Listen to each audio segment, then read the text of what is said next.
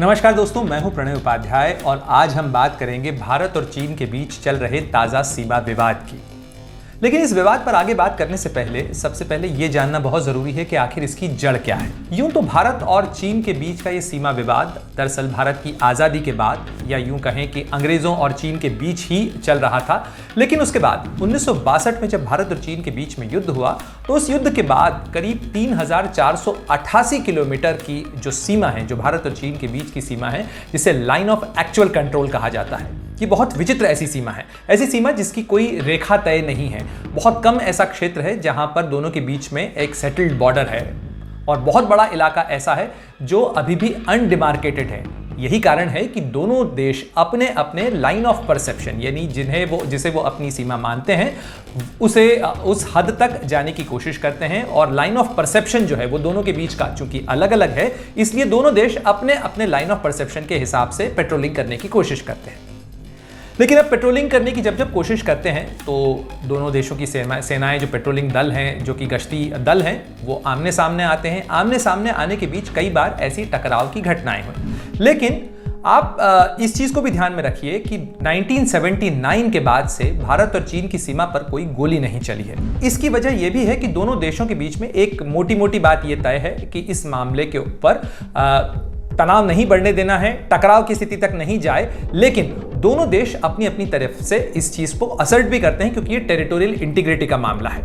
अब आते हैं ताजा घटनाक्रम के ऊपर। 4-5 मई के बाद से आज तक, यानी इस समय जब हम बात कर रहे हैं तब इस दौरान लगभग 3-4 घटनाएं अलग अलग इलाकों में हो चुकी हैं। यानी पूर्वोत्तर में सिक्किम और नाथुला के पास में नाकुला की जगह है, नाकुला के ऊपर भारत और चीन के सैनिकों के बीच में झड़प की स्थिति हुई। इसके बाद जो वेस्टर्न सेक्टर, मिलिट्री पार्लेंस में कहा जाता है, यानी सैन्य भाषा में जिसे वेस्टर्न सेक्टर कहते हैं, यानी लद्दाख का इलाका, और लद्दाख में भी खास तौर पर पूर्वी लद्दाख का इलाका, जिसमें दौलत बेग ओल्डी की वो जगह आती है जहां 2013 में भारत और चीन के सैनिक आमने सामने आए थे। करीब करीब 21 दिनों तक ये आमने सामने का जो फेस ऑफ था वो बना रहा। इसके बाद उसी इलाके के अंदर पेंगोंगसो लेक है, पेंगोंगसो झील है। इस पेंगोंगसो झील की भी कहानी बड़ी विचित्र है क्योंकि ये इस झील में पानी के बीच एक इमेजिनरी लाइन से दोनों देश अपने अपने बीच में लाइन ऑफ एक्चुअल कंट्रोल को मानते हैं और उसकी हद के हिसाब से आपस में पेट्रोलिंग करते हैं। पानी में लकीर कैसे होती है ये तो नहीं नजर आता है, लेकिन चूंकि दो फीचर्स जो होते हैं, यानी पहाड़ियां जो हैं जिन्हें फिंगर्स कहा जाता है, उन फिंगर्स के हिसाब से दोनों देश अपने अपने हिसाब से उसकी पेट्रोलिंग करते हैं। और भारत का यह दावा है कि फिंगर 8 तक उसकी सीमा है। हालांकि भारतीय सेना जो है वो उस पेंगोंग लेक के अंदर करीब फिंगर 4 तक फिजिकली कंट्रोल करती है। बहरहाल इस जगह पर अभी भी ये स्थिति है कि यहाँ पर चीन ने और भारत ने, दोनों ने, चूंकि चीन ने वहां पर अपनी बोट्स की संख्या बढ़ाई तो भारत ने भी अपनी तरफ से बोट्स की संख्या बढ़ाई और इन इलाकों के अंदर फिलहाल पेट्रोलिंग हो रही है और यहां पर दोनों देश अपने अपने परसेप्शन के हिसाब से पेट्रोलिंग करते हैं। अब आते हैं हम गालवन रिवर की गालवन घाटी जो है ये दौलत बेग ओल्डी से काफी करीब है और श्योक नदी जो है, जो कि लद्दाख के इलाके में बहती है, उसके करीब ही उसकी एक ट्रिब्यूटरी है जिसपे गैल्वन नदी कहा जाता है। और इसकी घाटी के पास में एक स्थिति है जहां पर भारत और चीन के सैनिक जो हैं वो आमने सामने की स्थिति में हैं, जिसे फेस ऑफ कहा जाता है। और फिलहाल अभी तक की जानकारी के मुताबिक दोनों तरफ से टेंट लग चुके हैं, यानी फिलहाल दोनों ही पीछे हटने को तैयार नहीं है। क्या हर बार यही स्थिति आती है? इसका जवाब है हां भी और ना भी। हर बार ऐसी स्थिति इसलिए नहीं आती है क्योंकि दोनों देशों के बीच में 2005 में एक फ्लैग ड्रिल पे एग्रीमेंट हुआ था और यह तय हुआ था कि जब भी ऐसी स्थिति आएगी, दोनों देशों के सैनिक आमने सामने पेट्रोलिंग में आएंगे तो वो दोनों देशों को जो दोनों सैनिक हैं वो अपने अपने साइड का एक बैनर निकालेंगे, एक झंडा निकालेंगे और दूसरी तरफ को ये दिखाएंगे। भारतीय सैनिक जब भी जाते हैं तो अपने साथ एक बैनर लेके जाते हैं पेट्रोलिंग के ऊपर, जिस पर लिखा होता है,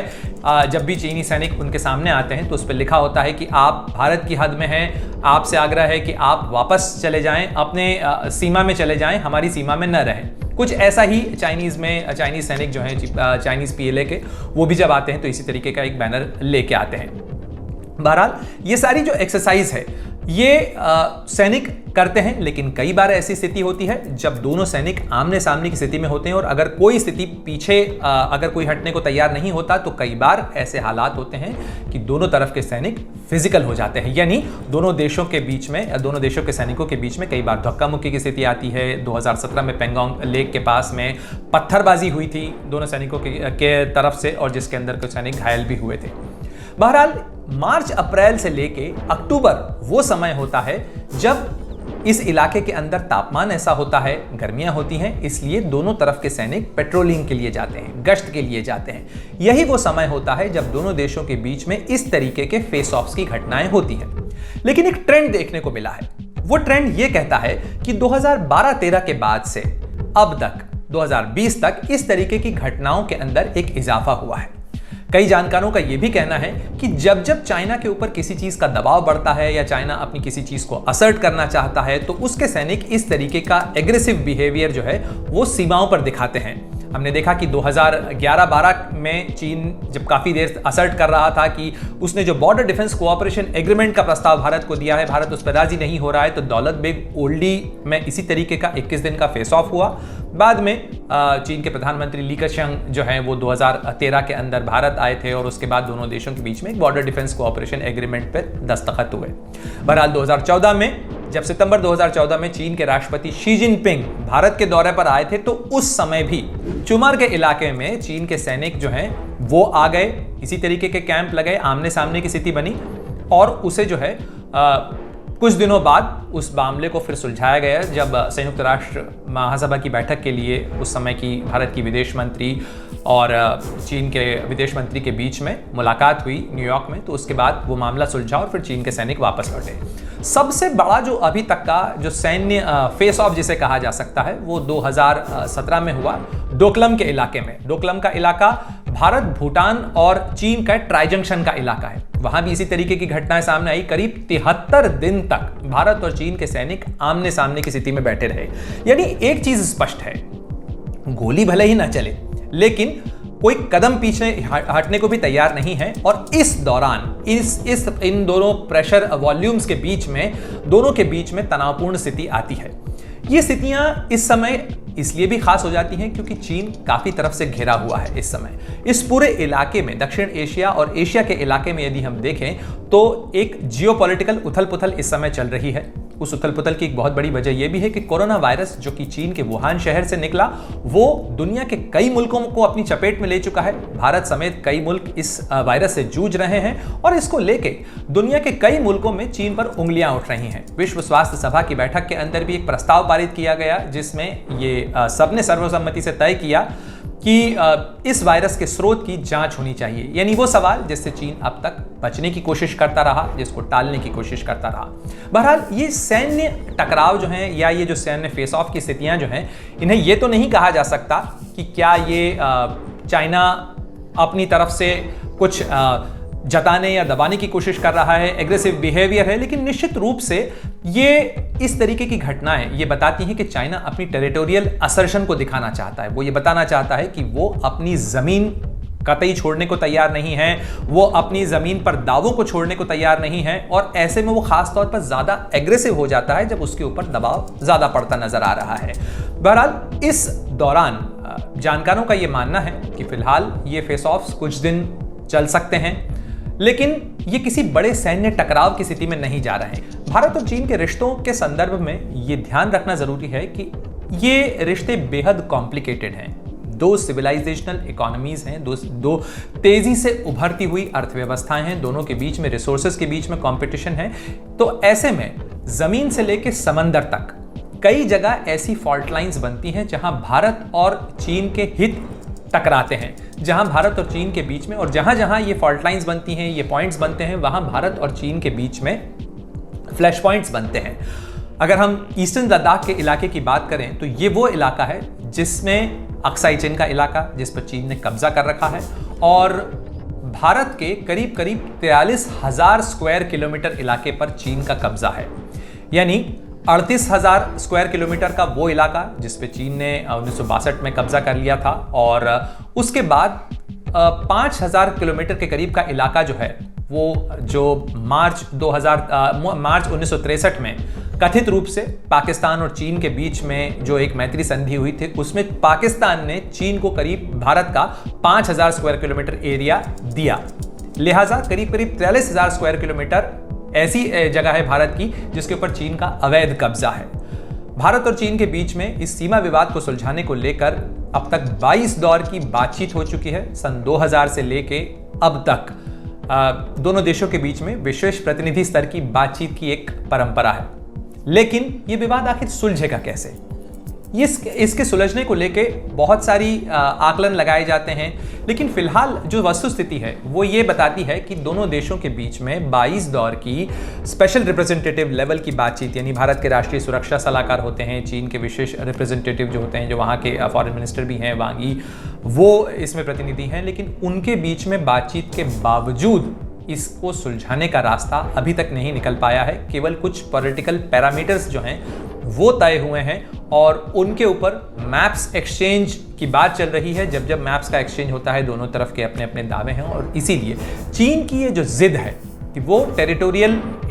जो है अपना इलाका वो सुलझाना नहीं चाहता, और भारत एकमात्र ऐसा देश है जिसके साथ फिलहाल चीन ने अपना सीमा विवाद उस तरीके से नहीं सुलझाया है। खासतौर पर लैंड बॉर्डर अगर देखा जाए, इतनी बड़ी लैंड बॉर्डर यदि देखा जाए, यानी 3488 किलोमीटर छोटा इलाका नहीं होता है, और इतने बड़े देश के साथ में उसने अपना सीमा विवाद नहीं सुलझाया है, तो इसके पीछे एक उसका जियोपॉलिटिकल गेम भी समझ में आता है, क्योंकि इस अनसुलझे सीमा विवाद के साथ वो फ्लैश पॉइंट्स बने रहते हैं जहां पे वो मिलिटरीली यानी सैन्य तरीके से प्रेशर असर्ट कर सकता है, प्रेशर एग्जर्ट कर सकता है, चूंकि सीमा अनसुलझी है, अनडिमार्केटेड है। और ऐसे में भारत के लिए यह जरूरी हो जाता है कि वो इन फ्लैश पॉइंट्स के बारे में बेहद एहतियात बरते। यही कारण है कि फिलहाल अगर आप देखें तो भारत की तरफ से एक रणनीति जो भारतीय सेना की है, वो रणनीति यही है कि जहां जहां इस तरीके के फेस ऑफ की सिचुएशन बनती नजर आती है, भारतीय सेना उसे वहां पर काउंटर करती है, वहां फेस ऑफ होता है, और फिर दोनों देशों के बीच में अगर कूटनीतिक स्तर पर बातचीत होती है, जब तक समाधान का रास्ता नहीं निकलता है, चीन जो है वो कदम पीछे हटने के लिए राजी नहीं होता है, तब तक भारतीय सेना भी पीछे नहीं हटती है। और इस तरीके के फ्लैश ऑफ कई जगह देखने को मिले हैं, और इनके पीछे तात्कालिक कारण होते हैं। कभी चीन को इस बात का एतराज होता है कि भारत ने कोई जो है ट्रांसपोर्ट ट्रैक्ट क्यों बना लिया है, कभी उसे इस तरह का इलाका होता है कि कोई ऑब्जर्वेशन पोस्ट क्यों बना ली गई है, कोई टेम्पररी शेड क्यों बना लिया गया है। इस तरीके के बहुत सारे जो हैं जिनके ऊपर चीन आपत्ति दर्ज कराते हुए इस तरीके की फेस ऑफ की सिचुएशन तक हालात को लेकर आता है, और ऐसी कई घटनाएं हुई हैं, लेकिन इनके अंदर इजाफे का ग्राफ जो है वो चिंता बढ़ाता है कि क्या चाइना मिलिटरीली जो असर्ट कर रहा है उसके इस असर्शन के पीछे उसकी असली मंशा क्या है, वो किस तरीके से सीमा विवाद को सुलझाना चाहता है, ये अभी तक स्पष्ट नहीं है। और यही एक वजह है जिस कारण से चीन की जो ये एम्बिग्विटी है, चीन का जो अपने नजरिए को स्पष्ट करने में ये जो धुंधलापन है या एक सोची समझी रणनीति है, जिसके तहत भारत और चीन के बीच का सीमा विवाद अभी तक सुलझ नहीं पाया है। ये उम्मीद की जानी चाहिए कि इसके समाधान का रास्ता कब निकलेगा, कैसे निकलेगा, ये तो नेता तय करेंगे, लेकिन भारत के लिहाज से कुछ बिंदु जो हैं वो फिलहाल चिंताजनक है, क्योंकि ऐसे में जबकि अंतर्राष्ट्रीय स्तर पर चीन घिरता नजर आ रहा है, ऐसे में जबकि कोरोना वायरस को लेकर उस पर दबाव उठ रहे हैं, ऐसे में जबकि अमेरिका और चीन के बीच में तनाव बढ़ रहा है, ऐसे में कहीं ऐसा ना हो भारत को इस इस तनाव का अखाड़ा बनाने की कोशिश चीन करे, भारत के आसपास के इलाकों में इस तरीके की चीज़ों की कोशिश करे। क्योंकि जिस तरीके से अचानक नेपाल ने अपना नया नक्शा जारी किया है, जिस तरीके से नेपाल जो है लिपुलेख और काला पानी के इलाके को अपना इलाका बताकर नया नक्शा जारी करते हुए एक टेरिटोरियल डिस्प्यूट को नए लेवल पर ले जा रहा है, क्योंकि भारत और नेपाल के बीच भी सीमा सुलझाने को लेकर कोशिश चल रही है। लेकिन उस प्रक्रिया के दौरान ही नेपाल का आक्रामक रूप से सामने आना, अपने दावों को असर्ट करते हुए नया नक्शा जारी करना, इसके अलावा चीन का अचानक से इस तरीके से टेरिटोरियल असर्शन करना, पाकिस्तान तो लाइन ऑफ कंट्रोल के ऊपर लगातार सीमा संघर्ष विराम उल्लंघन करता ही रहता है। ये निश्चित रूप से वो बिंदु हैं, वो फ्लैश पॉइंट्स हैं जो भारत के लिए चिंता का सबब बनाते हैं। ऐसे में भारत के लिए बहुत ज़रूरी होगा कि वो इन चीज़ों को लेकर काफ़ी ध्यान रखे, और शायद यही जो फोकस है वो इस समय भारतीय सेना का भी है, क्योंकि जो कोरोना के साथ लड़ाई चल रही है वो अपनी जगह है। देश बहुत सारे उथल पुथल के दौर से इस समय गुजर रहा है, ख़ास तौर पर इकोनॉमिक एक्टिविटीज़ को लेकर जो चीज़ें चल रही हैं वो हैं। लेकिन भारत की सीमाओं पर भी इस समय खासी गर्मी है और इस गर्मी की वजह ये भी है कि कहीं ना कहीं चीन कोरोना वायरस को लेकर काफ़ी घिरता हुआ नज़र आ रहा है और शायद यही वजह है कि वो नए फ्लैश पॉइंट्स के ऊपर आंच बढ़ाने की कोशिश कर रहा है। हमारा ये वीडियो आपको कैसा लगा इस बारे में ज़रूर बताइएगा और एबीपी न्यूज़ पर इस तरीके के और वीडियो देखते रहने के लिए अपनी तरफ से सुझाव देते रहें। हमारे वीडियोस को सब्सक्राइब करें, लाइक करें, शेयर करें। नमस्कार। ये है एबीपी न्यूज़, आपको रखे आगे।